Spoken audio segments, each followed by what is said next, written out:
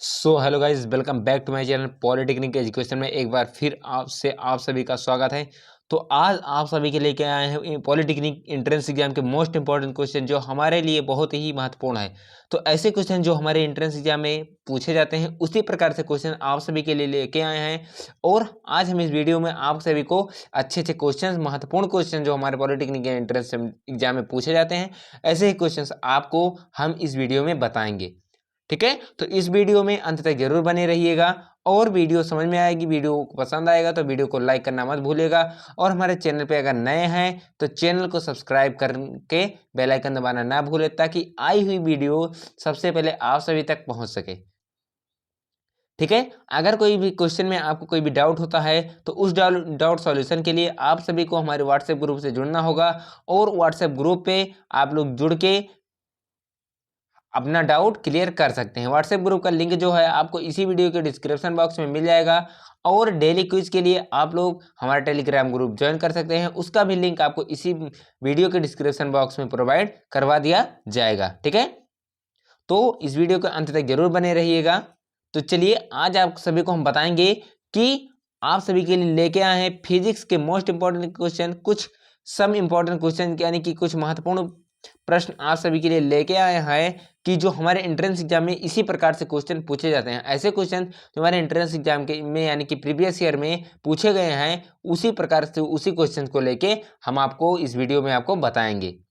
ठीक है, तो वीडियो को शुरू से अंत तक जरूर देखिएगा। वीडियो पसंद आई तो वीडियो को लाइक करके अपने दोस्तों तक शेयर करना मत भूलिएगा। ठीक है, तो आज की क्लास में आप सभी को बताएंगे हम फिजिक्स के कुछ महत्वपूर्ण प्रश्न जो हमारे एंट्रेंस एग्जाम में हर बार पूछे गए हैं। ऐसे क्वेश्चन आप सभी को हम आज बताएंगे। ठीक है, तो आज की क्लास में हम लेके आए हैं आप सभी के लिए बहुत ही जानदार शानदार क्वेश्चंस। तो चलिए आज की क्लास बिना कोई डाउट के आप लोगों को शुरू करते हैं। आप सभी के लिए शुरू करते हैं। शुरू करने से पहले आप लोग इस वीडियो को शेयर जरूर कर दीजिए। ठीक है, और चैनल पे नए हैं तो चैनल को सब्सक्राइब करके जुड़ जाइए और अपने सहपाठियों से, अपने दोस्तों से जो भी इस एंट्रेंस एग्जाम की यानी कि पॉलिटेक्निक एंट्रेंस एग्जाम की, चाहे वो बिहार का हो या यूपी का हो या झारखंड का हो, किसी भी स्टेट के पॉलिटेक्निक के लिए जो कि है, हम आप सभी के लिए ये वीडियो लेके आए हुए हैं। ठीक है, तो चलिए आज की क्लास स्टार्ट करते हैं। आज की क्लास के लिए हमारा पहला क्वेश्चन है और चलते हैं, शुरू करते हैं आज के पहले क्लास के साथ। पहला क्वेश्चन क्या है? आज के क्लास का पहला क्वेश्चन हमारा है, बहुत ही अच्छा क्वेश्चन है, बहुत ही जानदार, बहुत ही शानदार क्वेश्चन होने वाला है। ये भी क्वेश्चन मोस्ट इंपॉर्टेंट क्वेश्चन है। ये भी कई बार क्या है, ये मोस्ट इंपॉर्टेंट क्वेश्चन है। ये कई बार आपके एंट्रेंस एग्जाम में पूछे जा चुके हैं। ये क्वेश्चन जो है आप सभी के लिए जो लेके आए क्वेश्चन, ये कई बार आपके एंट्रेंस एग्जाम में पूछा जा चुका है। तो कोई भी क्वेश्चन को मिस मत कीजिएगा, सभी क्वेश्चन को आप लोग देखेंगे, तभी आप सभी को समझ में आएगा। ठीक है, तो पहला क्वेश्चन क्या कह रहा है? क्वेश्चन को 1 से 2 बार जरूर पढ़िएगा। ठीक है, क्वेश्चन को आप सभी को 1 से 2 बार जरूर पढ़ना है, तभी आपको समझ में आएगा, तब आप लोग उसका सही उत्तर दे सकते हैं। अन्यथा आप लोग को अगर क्वेश्चन समझ में नहीं आएगा तो आप लोग सही आंसर भी नहीं दे पाएंगे। ठीक है, तो पहला क्वेश्चन हमारा क्या कह रहा है साबुन के पतले झाग में चमकदार रंगों का बनना किस परिघटना का परिणाम है? साबुन के पतले झाग में चमकदार रंगों का बनना किस परिघटना का परिणाम है? क्या है? परिणाम है, परिणाम पूछा है। भूली परावर्तन और ध्रुवण और व्यतिकरण, अपवर्तन और परिक्षेपण या बहुलित अपवर्तन और परिक्षेपण। ठीक है, तो क्या पूछा है क्वेश्चन? तो क्वेश्चन हमारा पूछा है साबुन के पतले झाग में चमकदार रंगों का बनना किस परिघटना का परिणाम है? भूली परावर्तन और ध्रुवण और व्यतिकरण, या अपवर्तन और परिक्षेपण, बहुलित अपवर्तन और परिक्षेपण। तो साबुन के पतले झाग में चमकदार रंगों का बनना भूली परिवर्तन और व्यतिक का परिणाम है। क्या? भूली परिवर्तन और व्यतिक का परिणाम है। तो इसका राइट आंसर क्या हो जाएगा? ऑप्शन नंबर ए, भूली परिवर्तन और व्यतिक का क्या है, परिणाम है। साबुन के पतले झाग में जो चमकदार रंगों का बनना होता है वो किस परिघटना का परिणाम है, वो क्या है, भूली परावर्तन और व्यतिक परिणाम का परिघटना है। ठीक है, भूली परावर्तन और व्यतिक परिघटना का क्या है, परिणाम है। तो इसका राइट आंसर क्या हो जाएगा, option number A is the right answer, व्यतिक परावर्तन और भूली परावर्तन और व्यतिक।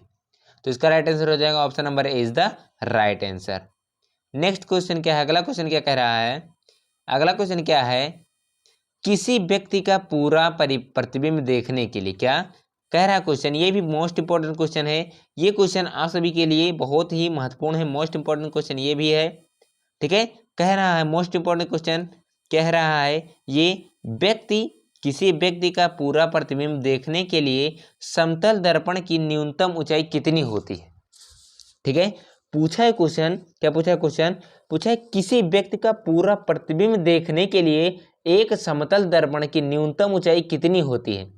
व्यक्ति की ऊंचाई की आधी, व्यक्ति की ऊंचाई की चौथाई, एक चौथाई, व्यक्ति की ऊंचाई की दोगुनी या व्यक्ति की ऊंचाई के बराबर। तो किसी व्यक्ति का जो पूरा प्रतिबिंब देखने का एक समतल दर्पण की न्यूनतम ऊंचाई होती है वो कितना होती है, व्यक्ति की ऊंचाई की आधी होती है। क्या, उस व्यक्ति की ऊंचाई की आधी होती है, कितनी होती है, उस व्यक्ति की ऊंचाई की आधी होती है। तो इसका राइट आंसर क्या हो जाएगा, ऑप्शन नंबर ए, उस व्यक्ति की ऊंचाई की आधी। अगर किसी व्यक्ति का पूरा प्रतिबिंब देखना है तो समतल दर्पण की न्यूनतम ऊंचाई कितनी होती है, उस व्यक्ति की आधी होती, उस व्यक्ति जो व्यक्ति रहता है उसके ऊंचाई की क्या होती है, आधी होती है। तो इसका राइट आंसर क्या हो जाएगा, option number A is the right answer. इसका सही आंसर हो जाएगा option number A is the right answer. अगला क्वेश्चन क्या कह रहा है, अगला क्वेश्चन क्या है, थर्ड नंबर क्वेश्चन, प्राथमिक रंग है क्या, प्राथमिक रंग पूछा है, प्राथमिक रंग क्या है, इंद्रधनुष के रंग हैं, श्वेत प्रकाश के स्पेक्ट्रम के रंग हैं, या प्रकृति में पाए जाने वाले रंग हैं, या वह रंग जो अन्य रंगों के मिश्रण से उत्पन्न नहीं किए जा सकते। ठीक है, तो प्राथमिक रंग कौन सा रंग हो सकता है। ठीक है, इंद्रधनुष के रंग, श्वेत प्रकाश के स्पेक्ट्रम के रंग, प्रकृति में पाए जाने वाले रंग, वे रंग जो अन्य रंगों के मिश्रण से उत्पन्न नहीं किए जा सकते।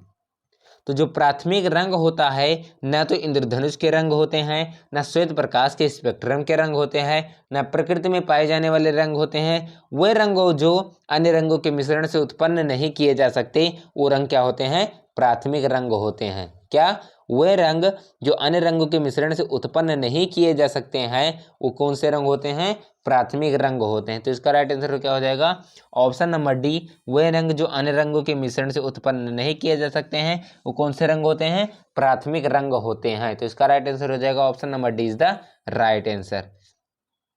ठीक है, तो हमें उम्मीद है कि आप सभी को हमारी वीडियो अच्छी लग रही होगी, समझ में आ रहा होगा, हमारा ऑडियो वीडियो क्लियर आ रहा है। अगर ऑडियो वीडियो क्लियर आ रहा है तो आप लोग कमेंट में ज़रूर बताइए। ठीक है, कि हमारा वॉइस आपको कैसा लग रहा है, आपको समझ में आ रहा है या नहीं आ रहा है, हमारा बताया हुआ क्वेश्चन आपको समझ में आ रहा है या नहीं आ रहा है। तो आपको हमारे कमेंट में बताना है कि हमारा वॉइस कैसे आ रहा है, हमारा वॉइस क्लियर आ रहा है, आपको सही से आपको समझ में आ रहा है या नहीं आ रहा है। ठीक है, तो ये क्वेश्चन क्या कह रहा है, प्राथमिक रंग है, कौन सा रंग प्राथमिक रंग होता है, तो वह रंग जो अन्य रंगों के मिश्रण से उत्पन्न नहीं किए जा सकते हैं वो कौन से रंग होते हैं, प्राथमिक रंग होते हैं। तो इसका राइट आंसर हो जाएगा option number D is the right answer. ठीक है, अगला क्वेश्चन क्या है,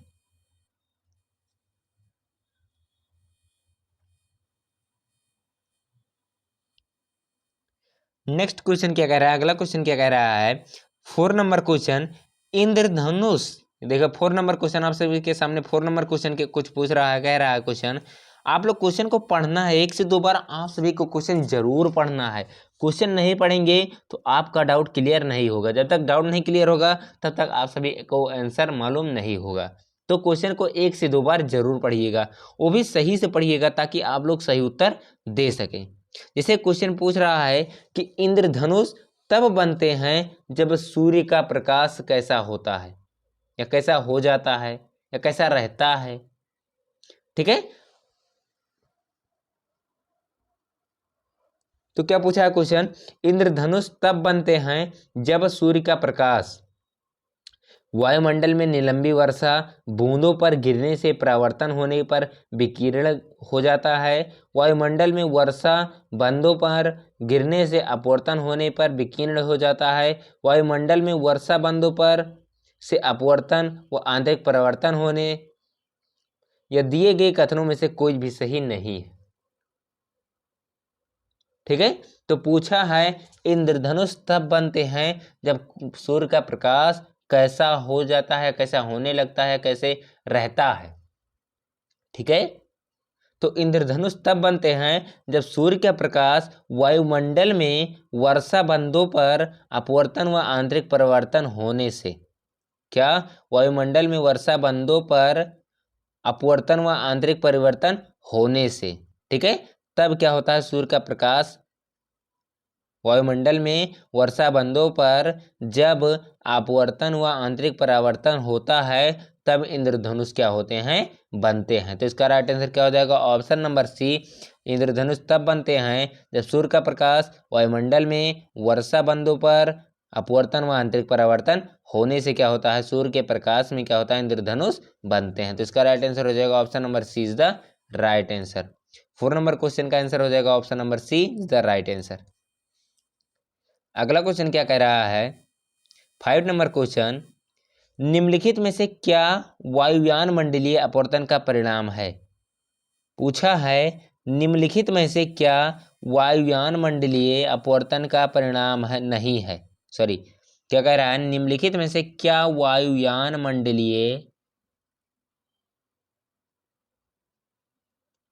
अपवर्तन का परिणाम नहीं है। रात में तारों का टिमटिमाना, सूर्य का अपने वास्तविक उदय से 2 या 3 मिनट पहले दिखाई पड़ना, सूर्य का सूर्यास्त के समय लाल दिखाई देना, सूर्य का आकाश में अपने वास्तविक ऊंचाई से ज्यादा ऊंचाई पर। ठीक है, तो क्वेश्चन पूछ रहा है निम्नलिखित में से क्या वायुयान मंडलीय अपवर्तन का परिणाम नहीं है। पूछा है कि निम्नलिखित में से बताना है आपको कि वायुयान मंडलीय अपवर्तन का परिणाम नहीं है। क्या नहीं है, आपको बताना है। तो क्या नहीं होता है, सूर्य का सूर्यास्त के समय लाल दिखाई देना। क्या, वायुयान मंडलीय अपवर्तन का परिणाम क्या नहीं है, सूर्य का सूर्यास्त के समय लाल दिखाई देना, वो वायुयान मंडलीय अपवर्तन का परिणाम नहीं है। तो इसका राइट आंसर क्या हो जाएगा, option number C is the right answer. सूर्य का सूर्यास्त के समय लाल दिखाई देना वो वायुयान मंडलीय अपवर्तन का परिणाम नहीं है। तो इसका राइट आंसर क्या हो जाएगा, option number C is the right answer.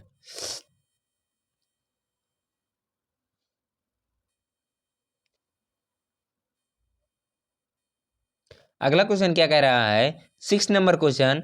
6 number question क्या कह रहा है, कह रहा है निम्न में से किस कारण समुद्र नीला प्रतीत होता है। क्या, निम्न में से किस कारण समुद्र नीला प्रतीत होता है। जल की ऊपरी सतह के कारण, आकाश के परावर्तन तथा जल के कणों द्वारा प्रकाश के परिकिरण के कारण, या जल के नीले रंग के कारण, अधिक गहराई के कारण। ठीक है, तो आपको बताना है निम्न में से किस कारण समुद्र नीला प्रतीत होता है। तो आकाश के परावर्तन तथा जल के कणों द्वारा प्रकाश के परिकिरण के कारण क्या होता है, समुद्र नीला प्रतीत होता है। तो इसका कारण क्या हो सकता है, आकाश के परावर्तन तथा जल के कणों द्वारा प्रकाश के परिकिरण के कारण क्या होता है, समुद्र का जल जो है वो नीला दिखाई देता है। ठीक है, तो इसका राइट आंसर क्या हो जाएगा, ऑप्शन नंबर बी, आकाश के परावर्तन तथा जल के कणों द्वारा प्रकाश के परिकिरण के कारण। तो इसका राइट आंसर क्या हो जाएगा, option number B is the right answer. अगला क्वेश्चन क्या कह रहा है, 7 नंबर क्वेश्चन, पूर्ण आंतरिक परावर्तन होता है जब प्रकाश जाती है। क्या, पूर्ण आंतरिक परावर्तन होता है जब प्रकाश जाती है सघन माध्यम से विरल माध्यम की ओर, विरल माध्यम से सघन माध्यम की ओर, विरल माध्यम से सघन माध्यम की ओर आपतन कोण क्रांतिक कोण से अधिक हो, अधिक अधिक के साथ, या सघन माध्यम से विरल माध्यम की ओर आपतन कोण क्रांतिक कोण से अधिक के साथ।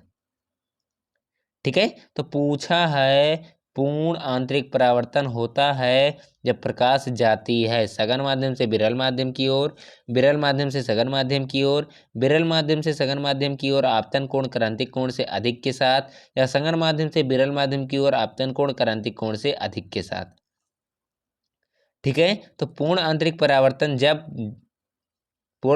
परावर्तन होता है जब प्रकाश जाती है सघन माध्यम से विरल माध्यम की ओर क्रांतिक कोण आपतन कोण क्रांतिक कोण से अधिक के साथ। क्या होता है? पूर्ण आंतरिक परावर्तन कब होता है? जब प्रकाश जाती है सघन माध्यम से विरल माध्यम की ओर आपतन कोण क्रांतिक कोण से अधिक के साथ। क्या होता है? जब प्रकाश सघन माध्यम से विरल माध्यम की ओर आपतन कोण क्रांतिक कोण से अधिक के साथ जाती है तब पूर्ण आंतरिक परावर्तन होता है। तो इसका राइट आंसर क्या हो जाएगा? Option number D is the right answer. पूर्ण आंतरिक परावर्तन जब होता है जब प्रकाश सघन माध्यम से विरल माध्यम की ओर आपतन कोण क्रांतिक कोण से अधिक के साथ जब जाती है तो क्या होता है? पूर्ण आंतरिक परावर्तन होता है। तो इसका राइट आंसर हो जाएगा option number D is the right answer.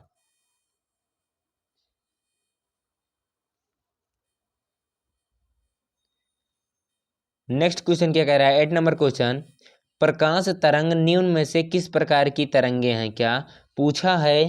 प्रकाश तरंग निम्न में से किस प्रकार की तरंगे हैं?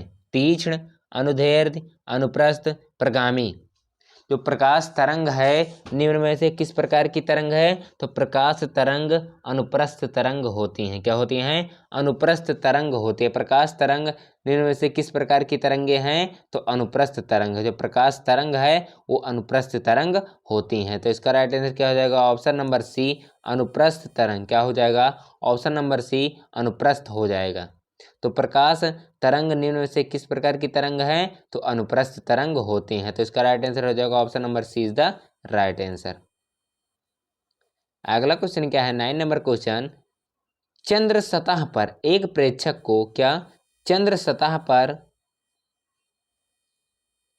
चंद्र सतह पर एक प्रेक्षक को दिन के समय आकाश कैसा दिखाई देगा? चंद्र सतह पर एक प्रेक्षक को दिन के समय आकाश कैसा दिखाई देगा? काला, नीला, हल्का पीला, नारंगी। तो चंद्र सतह पर एक प्रेक्षक को दिन के समय आकाश कैसा दिखाई देगा? तो आकाश कैसा दिखाई देगा? आकाश हमें काला दिखाई देगा। तो चंद्र सतह पर एक प्रेक्षक को मतलब चंद्रमा की सतह से एक प्रेक्षक को दिन के समय आकाश कैसा दिखाई देगा? तो दिन के समय आकाश उन्हें कैसा दिखाई देगा? काला दिखाई देगा। कैसा दिखाई देगा? काला दिखाई देगा। तो इसका राइट आंसर क्या हो जाएगा? Option number A is the right answer. ठीक है, तो हमें उम्मीद है कि आप सभी को हमारी वीडियो समझ में आ रही होगी। आ रही है तो वीडियो को लाइक करना मत भूलिएगा, और अगर आप चैनल पर नए हैं तो चैनल को सब्सक्राइब करना मत भूलिएगा। ठीक है, तो इस क्वेश्चन का आंसर क्या हो जाएगा? ऑप्शन नंबर ए, काला। ठीक है, अगला क्वेश्चन, नेक्स्ट क्वेश्चन क्या है? नेक्स्ट क्वेश्चन क्या कह रहा है? 10 नंबर क्वेश्चन, निकट दृष्टि दोष की रोग मुक्ति किस होती है, मतलब कैसी होती है? किस नहीं है, यहाँ कैसी होती है। यहाँ कैसी रहना चाहिए, किस नहीं रहना चाहिए, कैसी रहना चाहिए। कैसी होती है? निकट दृष्टि दोष की रोग मुक्ति कैसी होती है? सिलेंडरी लेंस द्वारा। क्या पूछा है? निकट दृष्टि दोष की रोग मुक्त कैसी होती है, मतलब मुक्त कैसी होती, कैसे मुक्त हो जाती है? सिलेंडरी लेंस द्वारा, अवतल लेंस द्वारा, उत्तल लेंस द्वारा, इनमें से कोई नहीं। तो जो निकट दृष्टि दोष की रोग मुक्त कैसी होती हैं, वो कैसी होती है और रोग मुक्त कैसी हो जाती हैं? किस कारण से रोग मुक्त हो जाती है? निकट दृष्टि दोष की जो रोग है वो कैसे मुक्त हो जाती हैं? सिलेंडरी लेंस द्वारा, अवतल लेंस द्वारा, उत्तल लेंस द्वारा, इनमें से कोई नहीं। तो निकट दृष्टि दोष की रोग मुक्ति कैसी होती है? उत्तल लेंस द्वारा। किसके द्वारा? सॉरी, अवतल लेंस द्वारा। किसके द्वारा? अवतल लेंस द्वारा। किसके द्वारा? अवतल लेंस द्वारा। तो इसका राइट आंसर क्या हो जाएगा? Option number B is the right answer. तो निकट दृष्टि दोष की रोग मुक्ति कैसी होती है? अवतल लेंस द्वारा रोग मुक्त हो जाती है। तो इसका राइट आंसर हो जाएगा option number B is the right answer.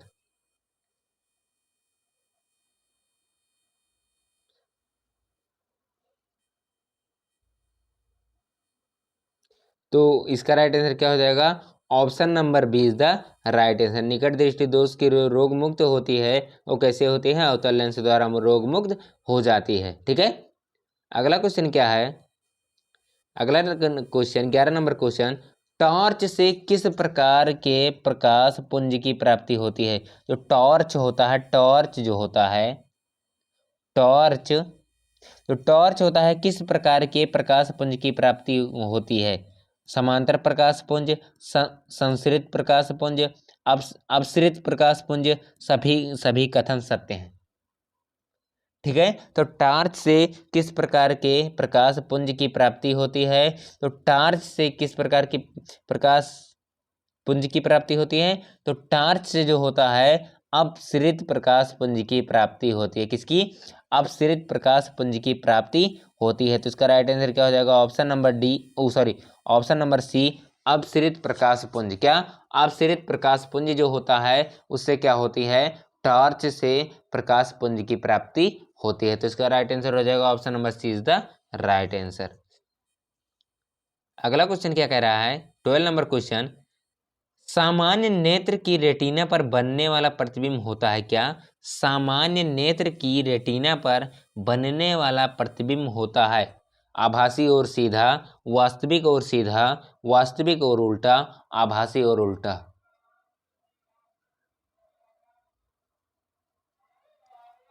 ठीक है, तो आपको बताना है सामान्य नेत्र की रेटिना पर बनने वाला प्रतिबिंब कैसा होता है।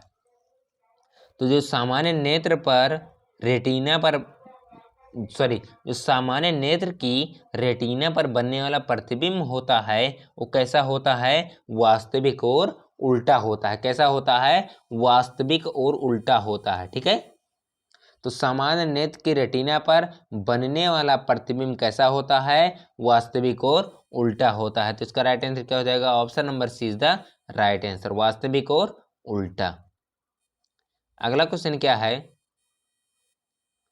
13 नंबर क्वेश्चन, नेत्र लेंस में समायोजन की क्रिया होती है क्या? नेत्र लेंस में समायोजन की क्रिया कैसी होती है? आइरिस द्वारा, नेत्र लेंस द्वारा, सिलियरी पेशिया द्वारा या कार्निया द्वारा? तो नेत्र लेंस में समायोजन की क्रिया जो होती है वो किसके द्वारा होती है? ठीक है, तो आपको बताना है इस क्वेश्चन का राइट आंसर क्या होगा। नेत्र लेंस में समायोजन की क्रिया कैसी होती है? तो नेत्र लेंस में समायोजन की क्रिया सिलियरी पेशियों द्वारा होती है। किसके द्वारा? सिलियरी पेशियों द्वारा होती हैं। तो नेत्र लेंस में समायोजन की क्रिया कैसी होती है? तो सिलियरी पेशियों द्वारा नेत्र लेंस की क्रिया होती है। तो इसका राइट आंसर क्या हो जाएगा? ऑप्शन नंबर सी, सिलियरी पेशियों द्वारा। तो नेत्र लेंस में समायोजन की क्रिया कैसी होती है? सिलियरी पेशियों द्वारा नेत्र लेंस में समायोजन की क्रिया होती है। तो इसका राइट आंसर क्या हो जाएगा? Option number C is the right answer. ठीक है, अगला क्वेश्चन क्या है? 14 नंबर क्वेश्चन। 14 नंबर क्वेश्चन क्या कह रहा है? कह रहा है किसी नेत्र का निकट बिंदु है क्या? किसी नेत्र का निकट बिंदु कितना होता है? 2.5 सेंटीमीटर, 25 सेंटीमीटर, 2.5 मीटर या 3 मीटर? तो क्या कह रहा है? कह रहा है किसी नेत्र का निकट बिंदु कितना होता है? 2.5 सेंटीमीटर, 25 सेंटीमीटर या 2.5 मीटर या 3 मीटर? तो किसी नेत्र का निकट बिंदु जो होता है वो कितना होता है? 25 सेंटीमीटर होता है। कितना होता है? 25 सेंटीमीटर होता है। और दूरबिंदु जो होता है कितना होता है? अनंत होता है। क्या होता है? दूरबिंदु अनंत होता है, लेकिन निकट बिंदु क्या होता है? 25 सेंटीमीटर होता है। ठीक है, 25 सेंटीमीटर से कम दूरी पर किसी वस्तु को आप सही से देख नहीं सकते हैं। कोई भी चीज आप सही से ना पढ़ सकते हैं ना कोई भी चीज देख सकते हैं। तो इसका राइट आंसर क्या हो जाएगा? निकट बिंदु का जो बिंदु होता है, नेत्र बिंदु हो सॉरी किसी नेत्र का जो निकट बिंदु होता है वो कितना होता है? 25 सेंटीमीटर होता है। कितना होता है? 25 सेंटीमीटर। तो इसका राइट आंसर क्या हो जाएगा? Option number B is the right answer. और दूर बिंदु कितना होता है? अनंत होता है। दूर बिंदु जो होता है वो अनंत होता है, लेकिन निकट बिंदु जो होता है वो 25 सेंटीमीटर होता है। अगला क्वेश्चन क्या है? नेक्स्ट क्वेश्चन क्या है? 15 नंबर क्वेश्चन, आंख की पुतली किस प्रकार कार्य करती है? क्या? आंख की पुतली किस प्रकार कार्य करती है? परिवर्ती द्वारक की भांति, दीर्घ तंत्रिका की भांति, पुतली की भांति या अन्य। तो जो आंख की पुतली होती है, आंख की जो पुतली होती है वो किस प्रकार कार्य करती है? परिवर्ती द्वारक की भांति, दीर्घ तंत्रिका की भांति, पुतली की भांति या अन्य। तो आंख की पुतली किस प्रकार कार्य करती है? तो आंख की पुतली परिवर्ती द्वारक की भांति कार्य करती है। तो इसका राइट आंसर क्या हो जाएगा? ऑप्शन नंबर ए, परिवर्ती द्वारक की भांति क्या होती है? आंख की पुतली कार्य करती है। तो इसका राइट आंसर हो जाएगा option number A is the right answer. अगला क्वेश्चन क्या कह रहा है? 16 नंबर क्वेश्चन, पदार्थ के संवेग और वेग के अनुपात से, क्या? पदार्थ के संवेग और वेग के अनुपात से, ठीक है, पदार्थ के संवेग और वेग के अनुपात से कौन सी भौतिक राशि प्राप्त की जाती है? वेग, द्रव्यमान, कोणीय वेग या त्वरण?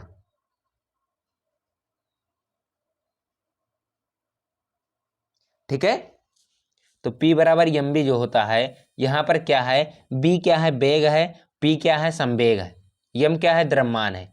तो पदार्थ के संवेग और वेग के अनुपात से, क्या? संवेग हो गया P, वेग हो गया B, इसके अनुपात से कौन सी भौतिक राशि प्राप्त होती है? तो m क्या है? द्रव्यमान है।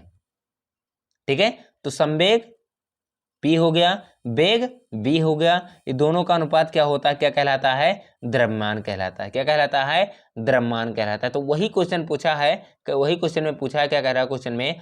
पूछा पदार्थ के संवेग और वेग के अनुपात से कौन सी भौतिक राशि प्राप्त की जाती है? तो पदार्थ के संवेग और वेग के अनुपात से द्रव्यमान भौतिक राशि प्राप्त की जाती है। कौन सी राशि? भौतिक राशि? द्रव्यमान भौतिक राशि प्राप्त की जाती है। ठीक है, तो इसका राइट आंसर क्या हो जाएगा? ऑप्शन नंबर बी, द्रव्यमान। ठीक है, वेग और संवेग और वेग के अनुपात से कौन सी भौतिक राशि प्राप्त होती है? तो वेग और संवेग के भौतिक अनुपात से प्राप्त भौतिक राशि होती है द्रव्यमान होता है। तो इसका राइट आंसर क्या हो जाएगा? Option number B is the right answer. अगला क्वेश्चन क्या कह रहा है? 17 नंबर क्वेश्चन, रॉकेट किस के सिद्धांत पर कार्य करता है? जो रॉकेट होता है वो किसके सिद्धांत पर कार्य करता है? ऊर्जा संरक्षण, बर्नौली प्रमेय, संवेग संरक्षण या इनमें से कोई नहीं। ठीक है, तो रॉकेट किसके सिद्धांत पर कार्य करता है या किस चीज के सिद्धांत पर कार्य करता है? तो रॉकेट जो है वो संवेग संरक्षण सिद्धांत पर कार्य करता है। किस पर? संवेग संरक्षण सिद्धांत पर क्या करता है? कार्य करता है। ठीक है, तो रॉकेट किसके सिद्धांत पर कार्य करता है? तो रॉकेट संवेग संरक्षण के सिद्धांत पर कार्य करता है। तो इसका राइट आंसर क्या हो जाएगा? Option number C, option number C, संवेग संरक्षण। इसका राइट आंसर क्या हो जाएगा? ऑप्शन नंबर सी, संवेग संरक्षण। अगला क्वेश्चन क्या है? 18 नंबर क्वेश्चन, गुरुत्वाकर्षण के सार्वभौमिक नियम का प्रतिपादन किसने किया? जो गुरुत्वाकर्षण के सार्वभौमिक नियम का प्रतिपादन किसने किया? गैलीलियो ने किया, आइजैक न्यूटन ने किया, कोपरनिकस ने किया या इनमें से कोई नहीं? तो गुरुत्वाकर्षण के सार्वभौमिक नियम का प्रतिपादन किसने किया? तो गुरुत्वाकर्षण के सार्वभौमिक नियम का प्रतिपादन आइजैक न्यूटन ने किया था। और इसका मान कितना कितना दिए थे? 6.67 गुणे 10 पावर माइनस 11। क्या? 6.67 गुणे 10 पावर माइनस 11। ये क्या है? सार्वभौमिक यानी कि गुरुत्वाकर्षण नियतांक का मान है। तो किसने दिया था? न्यूटन ने, आइजैक न्यूटन ने दिया था, प्रतिपादित किया था।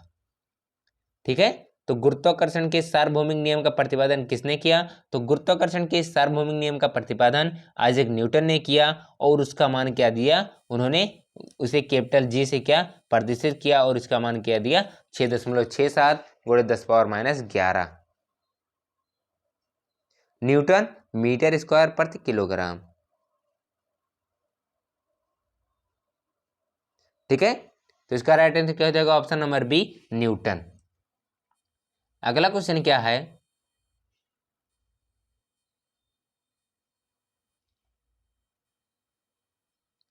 नेक्स्ट क्वेश्चन क्या है? 19 नंबर क्वेश्चन। 19 नंबर क्वेश्चन क्या कह रहा है? पास्कल इकाई है। पास्कल किस चीज की इकाई है? जो पास्कल है वो किसका इकाई है, किसका मात्रक है? दाब की, वर्षा की, आर्द्रता की या तापमान की। ठीक है, तो पास्कल किसका यूनिट है? तो पास्कल होता है, वो किसका यूनिट होता है? दाब का, यानी कि प्रेशर का। किसका होता है? प्रेशर का होता है, यानी कि दाब। ठीक है, तो पास्कल किसकी इकाई है? वो है दाब की इकाई है। क्या है? दाब की इकाई। तो इसका राइट आंसर हो जाएगा ऑप्शन नंबर ए, दाब की। तो पास्कल किसका यूनिट है? वो दाब का यूनिट है। तो इसका राइट आंसर हो जाएगा ऑप्शन नंबर ए, दाब की। अगला क्वेश्चन क्या कह रहा है? 20 नंबर क्वेश्चन, क्यूसेक से क्या मापा जाता है? क्यूसेक, क्यूसेक से क्या मापा जाता है? जल की बहाव। क्यूसेक से क्या मापा जाता है? जल की बहाव, जल की गहराई, जल की मात्रा, जल की शुद्धता। क्यूसेक से जल ही का कुछ ना कुछ मापा जाता है, कि जल की बहाव मापा जाता है, जल की गहराई मापी जाती है, जल की मात्रा मापी जाती है, कि जल की शुद्धता मापी जाती है। तो क्यूसेक से क्या मापा जाता है? तो क्यूसेक से जल की बहाव मापी जाती है। क्या मापी जाती है? जल की बहाव मापी जाती है। तो इसका राइट आंसर क्या हो जाएगा? ऑप्शन नंबर ए, जल की बहाव। क्यूसेक से क्या मापा जाता है? Option number A is the right answer. क्या है? जल की बहाव। ऑप्शन नंबर ए क्या है? जल की बहाव। ठीक है, तो हमें उम्मीद है कि आप सभी को समझ में आ गया होगा। अगर समझ में आया है तो वीडियो को लाइक करना मत भूलिएगा। ठीक है, और वीडियो को शुरू से अंत तक जरूर देखिएगा। हमारी वीडियो में शुरू से अंत तक जरूर बने रहिएगा, ताकि आप लोग समझ सकें। शुरू से अंत तक नहीं देखेंगे, अगर बीच बीच में देखेंगे तो समझ में कम आएगा। ठीक है, तो इसलिए कहते हैं वीडियो को शुरू से अंत तक जरूर देखिए, ताकि आपको समझ में आ सके। ठीक है, तो मैं उम्मीद है आप सभी को आज की क्लास अच्छी लगी होगी। अगर अच्छी लगी हो तो वीडियो को शेयर करें, और वीडियो चैनल पे नए हैं तो चैनल को सब्सक्राइब करके जुड़ जाइए हमारे चैनल से, और डेली क्लास लीजिए और डेली क्लास को देखिए। ठीक है, देखिए और समझिए। कोई भी डाउट होता है तो डाउट सॉल्यूशन के लिए आप सभी के लिए हमारे व्हाट्सएप ग्रुप का लिंक इसी वीडियो के डिस्क्रिप्शन बॉक्स में प्रोवाइड करवा दिया जाएगा। वहाँ से आप सभी लोग अपना डाउट क्लियर कर सकते हैं। कोई भी क्वेश्चन है तो उस क्वेश्चन का डाउट लेने के लिए, डाउट पाने के लिए आप हमारे व्हाट्सएप ग्रुप पर मैसेज कर सकते हैं। और डेली क्विज के लिए आप सभी लोग हमारे टेलीग्राम ग्रुप से जुड़ सकते हैं। ठीक है, और सभी सब्जेक्ट का, मैथ, फिजिक्स, केमिस्ट्री का, सभी सब्जेक्ट का प्लेलिस्ट पाने के लिए आप सभी लोगों को इसी वीडियो के डिस्क्रिप्शन बॉक्स में सभी वीडियो के प्लेलिस्ट, यानी कि सीरियल से जितने भी वीडियो मैंने पढ़ाया हुआ है, बताया हुआ है, सभी वीडियो के प्लेलिस्ट आपको इसी वीडियो के डिस्क्रिप्शन बॉक्स में उसका लिंक प्रोवाइड करवा दिया जाएगा। जाके वहाँ से आप सभी लोग देख सकते हैं। ठीक है, तो फिर मिलेंगे हम अगली क्लास में। अगली क्लास से आप लोग जुड़िएगा। शाम को 5 बजे आप सभी का ये क्लास होगा। ठीक है, शाम को 5 बजे कल आपकी क्लास होगी। ठीक है, तो फिर मिलेंगे हम अगली क्लास में इसी जोश और होश के साथ। आप लोग बने रहिए हमारे चैनल पॉलिटेक्निक एजुकेशन में। आप सभी का बहुत ही स्वागत है। ठीक है, तो आप लोग अगर हमारे चैनल पर नए हैं तो चैनल को सब्सक्राइब करना मत भूलिएगा, और ऐसे ही वीडियो पाने के लिए आप लोग हमारे चैनल से जरूर जुड़िए। ठीक है, फिर मिलेंगे हम अगली वीडियो में, अगली क्लास में। तब तक के लिए आप लोग को बेस्ट ऑफ लक। जय हिंद।